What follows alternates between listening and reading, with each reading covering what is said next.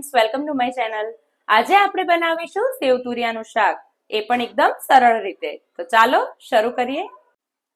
સેવ તુરિયાનું શાક બનાવવા માટે સૌથી પહેલા મેં અહીંયા 500 ગ્રામ જેટલા તુરિયા લીધેલા છે. તો હવે સૌથી પહેલા આપણે તેની છાલ કાઢીને તેને સમારી લઈએ. ફ્રેન્ડ્સ, મેં અહીંયા તુરિયા સમારી લીધેલા છે અને તેને મેં પાણીમાં રાખેલા છે જેથી કરીને તે કાળા ના પડી જાય. તો ચાલો હવે તેને વઘારી લઈએ. સૌથી પહેલા એક કડાઈમાં 4 પાવડા જેટલું તેલ એડ કરી દઈએ. ગેસની ફ્લેમ આપણે ફાસ્ટ રાખી લઈએ. તેલ થઈ ગયું છે તો હવે તેમાં અડધી ચમચી રાઈ એડ કરીએ. રાઈ કકડી ગયા પછી હવે તેમાં અડધી ચમચી જીરું, ચપટી હિંગ, 2 નંગ સમારેલા ટામેટા એડ કરી દઈએ.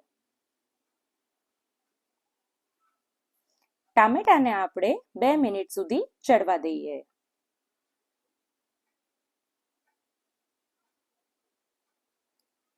હવે તેમાં 2 ચમચી જેટલી લસણની ચટણી એડ કરી દઈએ.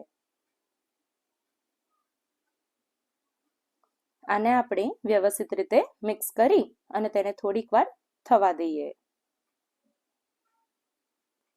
ફ્રેન્ડ્સ, હવે આમાં આપણે સમારેલા તુરિયા એડ કરી દઈએ.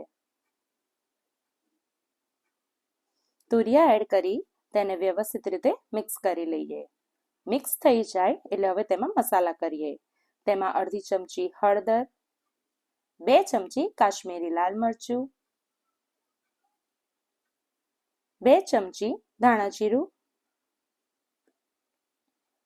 અને સ્વાદ અનુસાર મીઠું એડ કરી તેને વ્યવસ્થિત રીતે મિક્સ કરી લઈએ.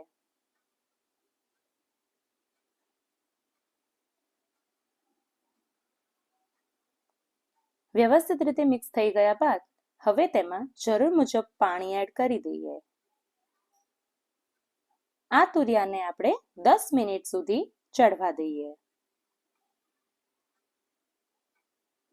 ગેસની ફ્લેમ આપણે મીડિયમ રાખવાની છે.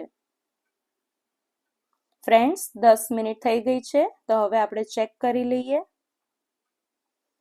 તમે જોઈ શકો છો કે તેલ ઉપર તરી આવ્યું છે અને આપણા તુરિયા પણ એકદમ સરસ ચડી ગયા છે.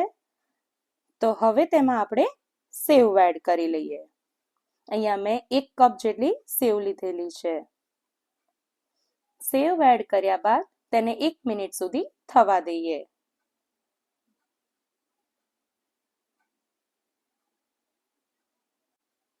ફ્રેન્ડ્સ, આપણું સેવ તુરિયાનું શાક રેડી છે. તો હવે ગેસની ફ્લેમ બંધ કરી સર્વિંગ પ્લેટ રેડી કરી લઈએ.